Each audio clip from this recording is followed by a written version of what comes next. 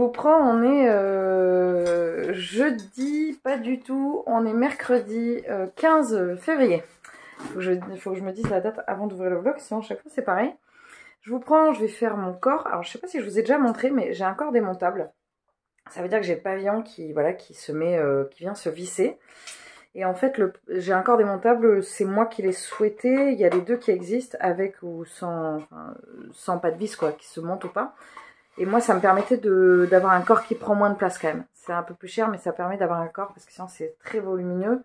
Et la boîte est très très volumineuse, et du coup c'est un peu compliqué. Enfin, c'est un peu compliqué. À trimballer tout ça, c'était pas forcément ce que je souhaitais. Aujourd'hui, il y a le vlog, le dernier vlog qui sort. J'ai pas filmé depuis. Je sais plus quand est-ce que c'était lundi, je crois. Et depuis, j'ai fait des lectures, puisque j'ai lu Le témoin indésirable d'Agatha Christie sur 2 jours, que j'ai bien aimé. Bon, même s'il a vieilli, hein, n'est-ce pas? Mais j'ai bien aimé. Et j'ai bien aimé le lire dans cette vieille édition qui date des années, je crois que ça date de 1959. Donc, ouais, voilà, j'ai bien aimé. Et j'ai attaqué ce matin, puisque je l'ai fini hier soir, j'ai attaqué ce matin L'architecte de la vengeance de Toshi Onyebushi, chez Albin Michel Imaginaire. Je pense que ça va être très, très engagé. C'est pas une histoire de, voilà, c'est pas une histoire de postage. Je pense que c'est un livre très engagé. Et il y a une partie fantastique. Donc on va voir. J'ai commencé à voir la partie fantastique. Donc je vais voir ce que ça donne. Il me tarde de l'avancer. Hier soir, quand j'ai fini Le témoin indésirable, du coup j'ai avancé sur Outlander. Je me suis tâtée à commencer autre chose, et puis je me suis dit non, vas-y, j'ai envie d'avancer sur Outlander. Et c'était trop chouette. Enfin bon, je vous reprendrai plus tard. Coucou, je vous reprends, on est vendredi 16, je crois. J'ai terminé hier, je vous ai pas dit, hier j'ai terminé L'architecte de la vengeance de Toshi Onyebushi.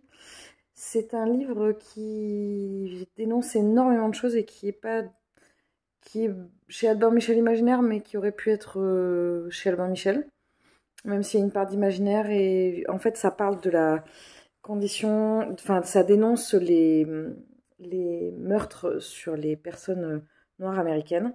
Et c'était hyper intéressant et c'est très percutant. Il y a une deuxième partie avec... c'est très particulier comme format. Il y a une deuxième partie avec des articles.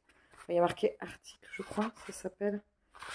Les articles. Et en fait, ça parle un peu plus de certaines affaires. Et c'était dur à lire par moments, mais c'était vachement bien. Donc je vais prendre le temps d'en parler dans mon update, parce que c'est vraiment assez complexe, mais c'était vraiment super chouette. Je vous ai pas montré, mais j'ai lu aussi Arte de Kei Okubo, le tome 15 qui vient de sortir, que j'ai trouvé en bibliothèque. J'étais, mais c'est pas possible, je m'étais arrêtée au 14, il me semble. Donc je l'ai englouti, évidemment, hein. Là, Arte, elle part sur une... Elle est plus du tout à Florence. Je vais pas vous dire où elle va, parce que ça vous spoilerait la suite, mais voilà, elle part sur une nouvelle dynamique. C'est très différent, c'est très très beau. J'ai pris également plein de choses à la médiathèque. Alors je vais essayer de les attraper sans vous faire bouger. J'ai pris le tome 6 et 7 de Promise Neverland. Alors là, je sais pas qui c'est par contre. Pussycat Demuzi et Kei Shirei. C'est marqué pour une fois. Ah oui, c'est parce que c'est marqué en bas. Donc j'ai pris ces deux-là. J'en ai pris 2 parce que l'une d'entre vous m'a dit qu'elle avait dévoré les 20 tomes et que c'était trop bien. Donc j'ai eu envie d'en prendre plus que d'habitude. Je les prends un par un, là j'en ai pris 2. Et j'ai pris, ma médiathécaire m'a dit qu'il y avait un nouveau manga qui était sorti, qui s'appelle Grendel, de Mako. Oh, ils mettent les étiquettes sur les trucs à chaque fois, c'est relou. Mako qui, Mako quoi, je ne sais pas. Oh, c'est nul. Puis alors en plus, on n'a pas les noms. Mako Oikawa, donc je connais pas non plus. Il y a 3 tomes, c'est une trilogie. Là, c'est intéressant parce que du coup, on part pas sur une saga. C'est pour ça que je l'ai prise, parce qu'elle m'a dit, ah, vous allez me dire ce que vous en pensez, tout ça. Et que je pars pas sur 50 milliards de tomes, parce que Promise Neverland, il y en a 20. Arte, on en est à 15, mais je pense que c'est pas terminé. Et Glouton et Dragon, c'est pas terminé, mais j'ai pas pris. Là, du coup, j'avais plus de place sur ma carte. Et j'ai pris, ça je vous en ai pas parlé, mais j'ai lu le tome 1 et le tome 2 du Lac de Feu de Nathan Fairbairn et Matt Smith. Et c'est une histoire de Templiers, mais en même temps, il y a une partie fantastique. Et voilà, j'ai lu les 2 premiers tomes, j'ai vachement aimé. Et là, c'est pareil, c'est une trilogie, donc je le terminerai et je vous en parlerai dans l'update. Et j'ai commencé, donc hier j'ai terminé L'architecte de la vengeance, et j'ai commencé aujourd'hui L'appel de Cthulhu de Lovecraft, que je vais lire dans la journée, clairement. Et puis après, je vais continuer, je suis toujours sur Outlander, que j'apprécie grandement. Même si il y a quand même des petits spoilers alertes, hein, je vous le dis, il y a quand même des scènes pas piquées des hannetons. Hein. Déjà dans le premier tome, il y a une scène de viol, et dans le deuxième tome, il y en a aussi. Même si c'est des scènes qui sont très courtes, ça va être dit sur 3-4 pages, mais c'est chaud quoi. Donc je suis là-dessus, et puis il faut que je reprenne un peu les fleurs du mal, parce que là le mois avance super vite et j'ai pas, je sais pas ce que j'aurai terminé. Je vous ai pas pris mais non plus, mais j'ai acheté de la laine pour faire une pâtisserie au crochet. Donc je vais peut-être faire ça aujourd'hui, mais la journée n'étant pas extensible, il va falloir que je fasse des choix, parce que je dois travailler aussi, donc je vais voir. Je vous reprendrai plus tard.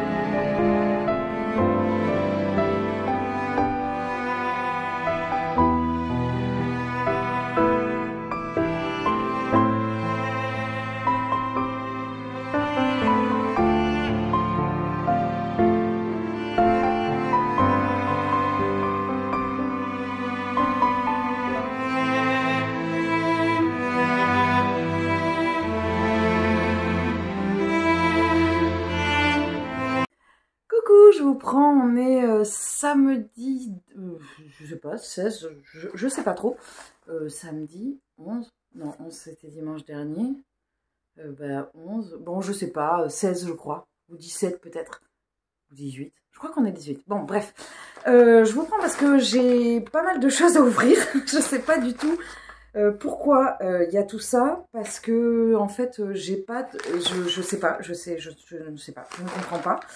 Il y a du Albin Michel, il y a du Brajlon. Je pense savoir ce que c'est de chez Albin Michel, parce que j'avais... ah bah super, ça a été ouvert, j'adore. Ça a été... j'avais demandé à celui qui fait l'attaché de presse de Albin Michel Imaginaire. Yes. Mais il m'avait pas répondu, donc je ne savais pas s'il avait accepté. Je suis trop contente. Bon, mis à part que le courrier était ouvert, j'ai un peu dégoûté, mais le livre n'est pas abîmé. C'est le guide des genres et sous-genres de l'imaginaire de Apophis, et je suis hyper contente parce que c'est typiquement le genre de truc que j'aimerais savoir. Alors, ça se lit pas comme un livre, mais voilà, ça permet d'en savoir plus sur la fantaisie historique, la fantaisie inspirée par la SF, tout ça. Et en plus, il y a des exemples. C'est génial. Je suis hyper contente. Donc c'est plus un lexique en fait que voilà, c'est un petit guide. Il est très joli, le bouquin est super joli. Pendant un temps, pardon, il était accessible gratuitement en e-book, mais bon, moi je ne lis pas en e-book. Donc je suis hyper contente, je remercie infiniment Albin Michel Imaginaire pour me l'avoir envoyé. Ça c'est du Albin Michel, donc je pense savoir ce que c'est, parce que c'est pareil, c'est un livre qui venait de sortir. Il vient de sortir et pareil, il me tentait super. Et c'est celui-là. C'est Choc Terminal de Neil Stephenson. Alors déjà, je vois direct que c'est un premier tome, parce que quand il n'y a pas la bordure blanche comme ça veut dire qu'il y a une deuxième couve qui va venir faire un tableau. Et là, je pense qu'on est sur du posta. Parce que la montée des eaux menace l'existence même des Pays-Bas. Leur reine Frederica Mathilda Louisa Saskia comprend mieux que quiconque la notion d'urgence climatique. Yes, je suis hyper contente. Donc j'avais vu le pitch et en fait il m'intéressait vachement, donc je suis trop contente. Sachant que là j'ai lu, j'en ai encore des Albin Michel Imaginaire parce que j'aime beaucoup cette maison d'édition et qu'elle est très surprenante, elle va pas du tout là où je m'attendais qu'elle aille. Oui, il y a un petit truc, un petit bandeau, mais je déteste les bandeaux donc je vais l'enlever.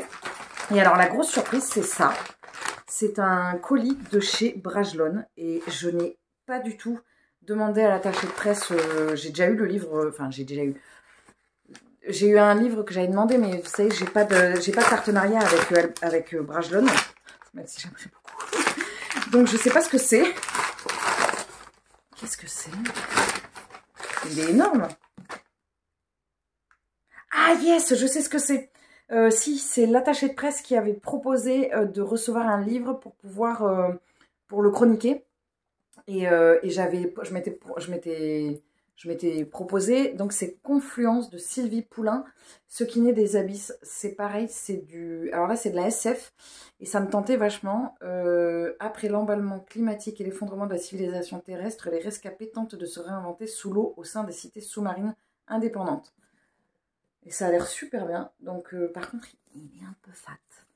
Donc voilà. Hein, ah, pas tant que ça, il fait 600 pages. Bon, voilà, je suis hyper contente. Je remercie infiniment la maison d'édition Brajlon et Albin Michel Imaginaire. Je suis hyper gâtée. Je sais que des fois, je voudrais pas paraître ingrate. C'est-à-dire que je vois bien que j'ai de la chance de recevoir des livres. Voilà, c'est le petit aparté. Je sais que j'ai vachement de chance de recevoir des livres.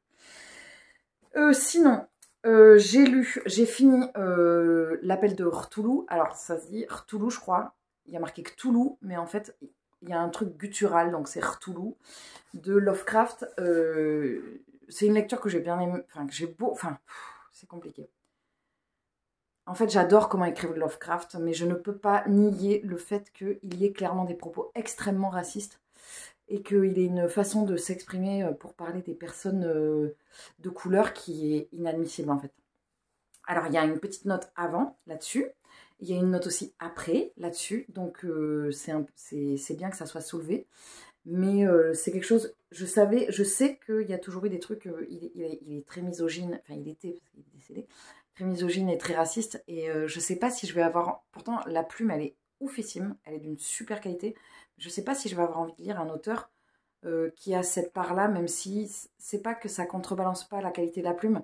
C'est qu'il y a vachement d'auteurs qui écrivent hyper bien et j'ai pas forcément envie de tomber sur des propos comme ça en fait. Donc voilà, je vais y réfléchir, mais ça reste... En dehors de ça, c'était une super lecture.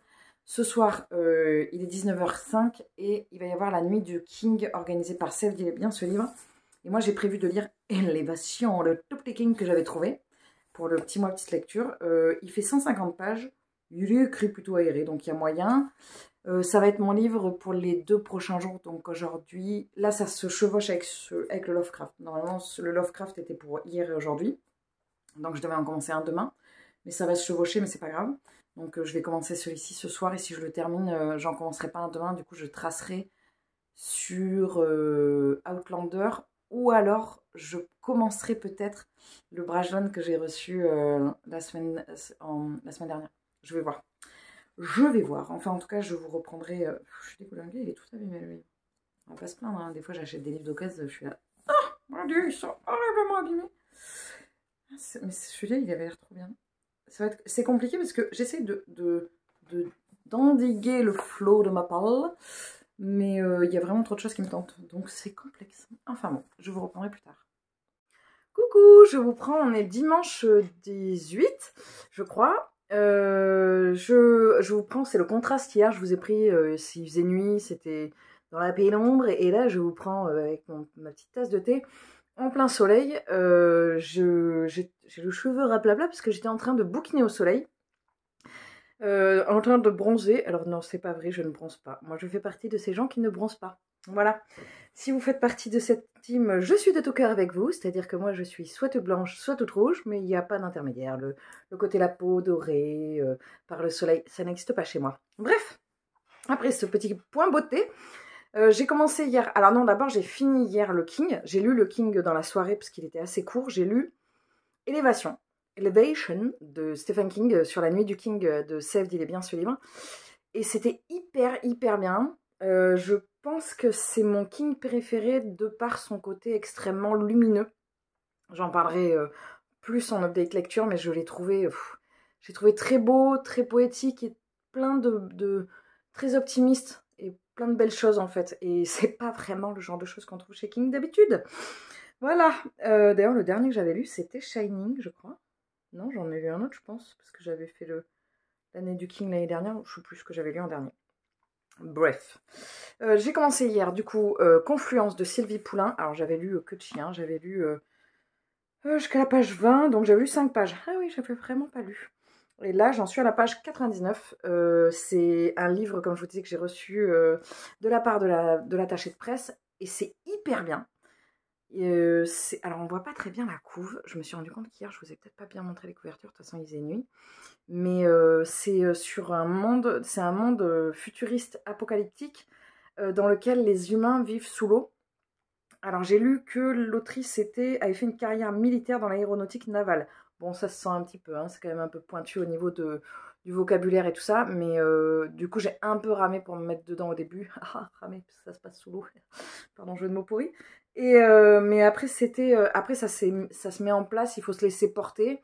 Un peu comme dans tous les livres de fantasy, au début, on est là, ok, je comprends rien, et il y a 50 000 noms à retenir qui ne sont absolument pas des noms communs, donc j'ai pas l'habitude.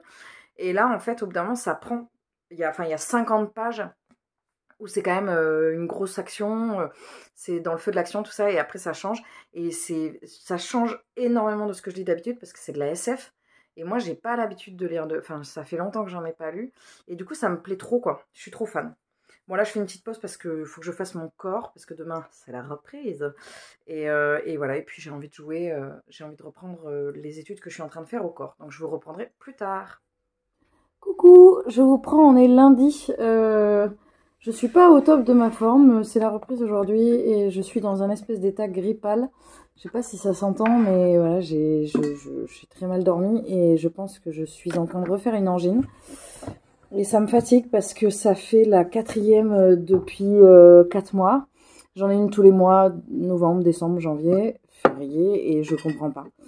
Voilà, donc la dernière fois, ça a duré une journée et après le lendemain, ça allait mieux, donc on va voir. Hein. Aujourd'hui, c'est la reprise, c'est une grosse journée, on va voir. Pour l'instant, c'est pas hyper méga agréable, quoi.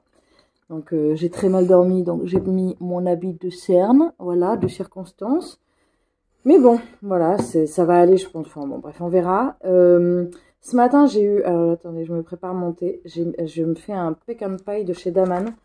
C'est un thé noir. Alors moi, je suis plutôt thé vert, mais j'aime bien le thé noir parce qu'il y a des saveurs très sucrées qu'on n'a pas dans le thé vert, je trouve. Bref, c'était que j'avais pas vu. J'ai pris en boîte à livres La ville des frelons de Patricia Cornwell. Alors je l'ai pris parce que moi j'essaye de récupérer tous les Case Carpeta pour pouvoir les commencer. Je crois que j'en ai genre 4. Mais j'ai pas le premier par exemple. Je crois que le premier c'est Post-Mortem. Il n'est pas marqué dans l'ordre. Voilà.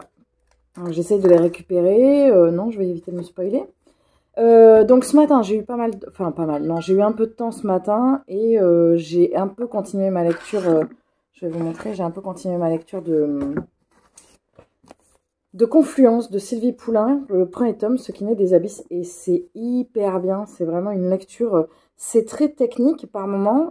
Donc il faut vraiment se laisser porter. Il faut se laisser porter quoi par le récit et ne pas se dire je comprends rien, qui est qui.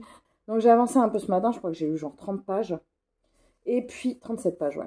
Et puis je me suis dit, je m'étais dit hier, pour un peu tricher dans mon petit mois petite lecture, ce que je vais faire, c'est que je vais lire un manga, comme ça je peux continuer à lire Confluence. Je me disais, bon, ce matin, quand je faisais mon yoga, oui, j'ai des courbatures partout, mais je me suis dit, allez, motive-toi. J'ai fait mon yoga. Et je fais mon yoga face à ma bibliothèque et donc du coup je vois mes livres et j'étais là, ah mes livres du petit mois petite lecture. Et du coup je me suis dit tiens je pourrais quand même en prendre un en même temps que je fais la position du chien de tête en bas. Je pourrais quand même en prendre un et essayer de le lire sur les 2 jours comme ça repoussera un peu Confluence. Donc au cas où j'avais prévu le coup hier j'ai lu le 6e tome de Promised Neverland. J'ai un accent toujours aussi pourri, je sais pas s'il faudrait carrément pas que j'arrête d'essayer de prendre un accent. Et j'ai vachement aimé parce qu'on commence vraiment, c'est l'une d'entre vous qui m'a dit vas-y tu vas voir après ça va décoller de fou, ça se termine hyper bien, enfin, ça se termine bien dans le sens, elle m'a pas dit bien genre happy end, bien dans le sens c'est bien fait quoi, enfin, c'est comme ça que je l'ai entendu, et enfin lu parce que c'était écrit, et donc du coup bah je vais bref je me perds, j'ai le cerveau embrumé. J'ai lu le tome 6 hier et effectivement j'ai vachement aimé la direction que ça a pris. Donc voilà, il me reste j'ai encore un tome de la bibliothèque et j'ai encore après, j'ai les 3 tomes du manga fantasy là qu'on m'a conseillé. Bref, j'ai pris un livre ce matin parce que je me suis dit quand même, j'ai pas envie de tricher, je sais pas pourquoi, d'habitude ça m'est égal, mais là j'ai pas envie. Donc j'ai pris ce petit livre que j'avais dans ma bibli, dans mon petit livre, Monsieur Ibrahim et les fleurs du Coran de Éric Emmanuel Schmitt. Moi, j'ai lu le premier tome de La traversée des temps de Éric Emmanuel Schmitt. Alors là, j'avais pas fait gaffe, mais c'est un livre pour personnes malvoyantes. Donc, en fait, déjà, le livre est petit, mais il est écrit hyper gros, quoi. Ce matin, j'ai lu 40 pages en 10 minutes, quoi. Mais je suis même pas sûre que j'ai mis 10 minutes. Donc, ça se lit très très vite. Donc, je vais le lire dans la journée, clairement, parce qu'il fait 100 pages et que j'en suis à la page 40. Donc là, waouh, j'ai 10 minutes devant moi. Je vais le lire et puis après, je verrai. Je sais pas du tout. Là, après, je vous reprendrai pas aujourd'hui parce que j'ai cours et puis j'ai une réunion et je finis tard.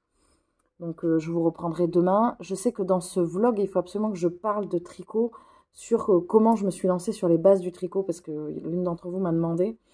Et je vais préparer aussi demain la vidéo sur ma gestion de mes crises d'angoisse. J'en ai déjà parlé et j'ai commencé à bien creuser cette vidéo, donc je vais en parler. Et puis il faut que je prépare la vidéo pour le Patreon.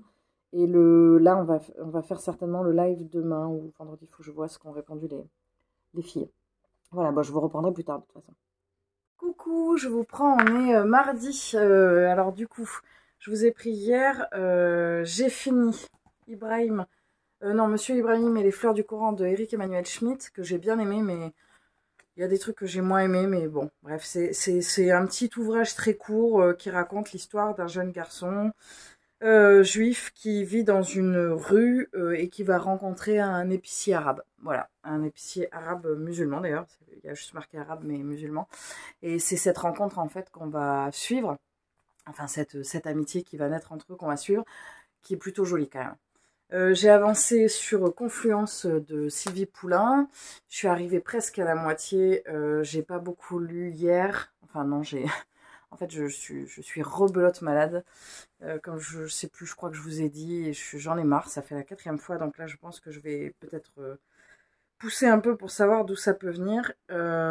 Du coup, oui, qu'est-ce que je disais? Oui, donc j'ai avancé là-dessus. C'est super bien, même si des fois on se noie, c'est le cas de le dire, ça se passe sous l'eau, un petit peu dans tout ce qui est jargon marine. On est vraiment sur le champ lexical de tout ce qui est le le militaire sous l'eau, quoi. Le militaire sous-marin. Et donc, du coup, des fois, ça peut être à la limite du un peu lourd, mais ça va. Franchement, c'est hyper cool. J'aime beaucoup. Et là, je pense que je vais me faire une petite pause et je vais lire le tome 3 du Lac de Feu. Que je mettrai dans l'update. Je pense que jeudi, je vais tourner un update. Mais faut pas que je regarde, je suis en train de me spoiler. Sinon, je vous ai pas montré, mais j'ai avancé sur mes tricots. J'ai repris la manche, la deuxième manche du menuet. Alors, j'ai un peu peur parce que ce sont des manches bouffantes. Et que si j'ai pas fait exactement... Pourtant, j'ai bien fait attention à relever exactement le même nombre de mailles. Mais si on fait pas exactement de la même façon, bouffant des deux côtés, et ben, c'est très asymétrique et c'est pas beau, quoi. Donc je pense que ça devrait aller, même si j'ai l'impression qu'il y a un pli en plus sur ce côté. Mais voilà, je vais vérifier, je l'essaierai. J'ai commencé aussi une recette au crochet. J'ai fait juste dessus de la galette. Mais là, ça va aller très vite, il y a peu d'étapes. Ce qui est intéressant dans cette recette, c'est que je l'ai pris chez l'Univers de la Lue, c'est d'en faire plusieurs. L'une d'entre vous m'a demandé comment débuter le tricot. Alors, je vais vous dire comment moi j'ai débuté. C'est pas forcément la bonne technique. Il y a vraiment chacun et chacune va venir choisir un petit peu sa technique qui lui correspond. Moi, j'ai commencé en faisant des carrés en laine. En fait, j'étais chez mes grands-parents et je m'ennuyais fortement quand j'avais genre 12-13 ans, un été. Et j'ai fait des carrés en laine qui servaient... alors, je fais cette forme-là parce qu'on les commençait par la pointe, en point mousse, comme ça. Hop, ça permettait d'apprendre les augmentations et ensuite les diminutions. Et ces carrés, après, ils étaient envoyés pour faire des couvertures pour, je crois, les personnes démunies ou alors dans les pays, je crois que c'était pour les pays, pour certains pays d'Afrique. Et donc, du coup, ça m'a permis d'apprendre ça et j'ai fait ça longtemps avant de passer à la première étape. Alors, on parle toujours de « Ah ouais, mais moi, j'ai pas envie de faire une écharpe en point mousse. » Alors, vous pouvez faire une écharpe en point mousse avec un fil plus noble. Alors, ce que j'appelle les fils plus nobles, ça va être les fils des teinturières qui vont avoir vraiment des couleurs. Si j'en ai là. Par exemple, celui-là, ça vient de chez Arcoiris. On est sur un fil qui est plein de dégradés. Même si vous faites une écharpe au point mousse avec un fil comme ça, ce sera splendide en fait.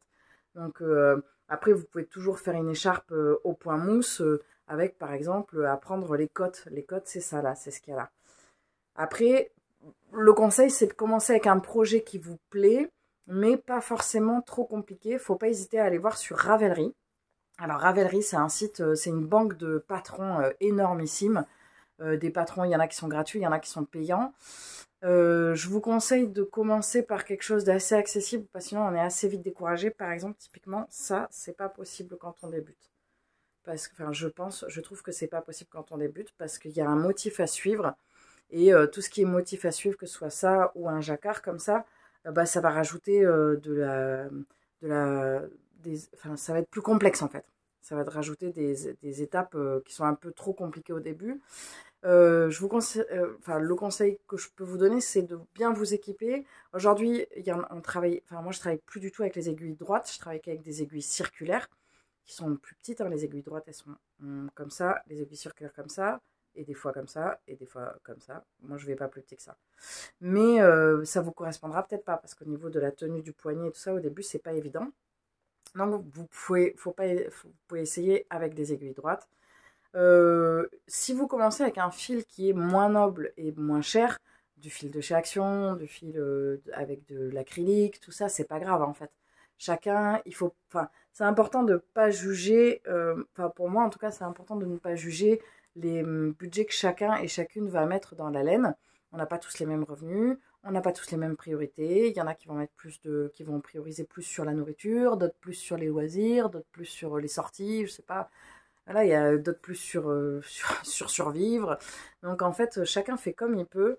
C'est quand même un budget, la laine, clairement. Moi, je sais que c'est un budget que j'économise toute l'année puisque j'achète à Felletin. Et par exemple, un ouvrage comme ceci, on va vite arriver à c'est 22 euros les chevaux, 23, donc on est à presque 90 euros le gilet, quoi.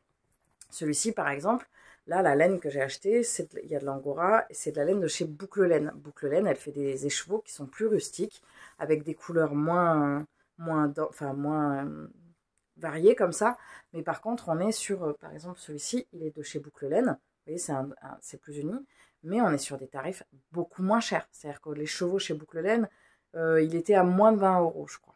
Donc, un écheveau, alors, si vous tricotez pas un écheveau, ça va pas vous parler. Parce que pour détricoter un écheveau, enfin pour défaire un écheveau, faut l'ouvrir, faut le mettre sur un parapluie, une espèce de, on appelle ça un parapluie.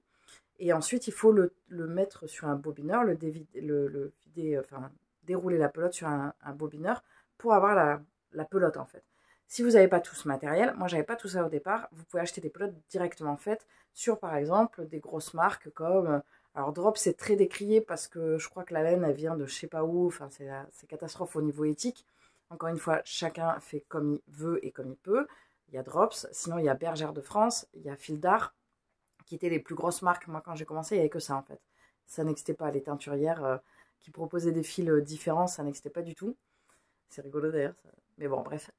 Donc du coup, voilà, vous pouvez aller vers ces marques-là et faut essayer. De toute façon, le tricot, faut essayer. Moi, je fais pas de tuto parce que je n'ai pas la patience et qu'il y a des gens il y a beaucoup de tutos sur Internet. Notamment, il y a Triple L de Mag qui a fait des tutos. Alors, je sais pas si elle a fait des tutos pour débuter le tricot, mais elle en a fait plein sur plein de techniques. Moi, je sais que quand je galère, je tape le mot, par exemple, si vous savez pas monter des mailles, tricot, voilà. Faut pas hésiter à regarder.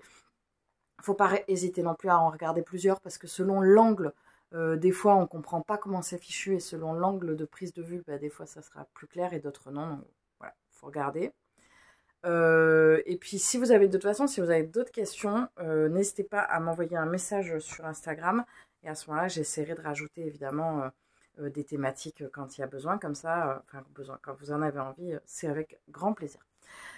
Et voilà, écoutez, je vais clôturer ce vlog. Normalement, ce week-end sortira une vidéo un peu spéciale parce que c'est la vidéo qu'on m'avait demandé par rapport aux crises d'angoisse que je vais essayer de préparer aujourd'hui. Je l'ai préparée depuis un moment, donc je vais essayer de la tourner là. Et voilà, et je pense que je vais repartir sur un rythme avec des vlogs toutes les semaines. Je vous souhaite en tout cas une très bonne semaine, un très bon mois, une très bonne année et je vous dis à très vite dans un prochain vlog. Salut!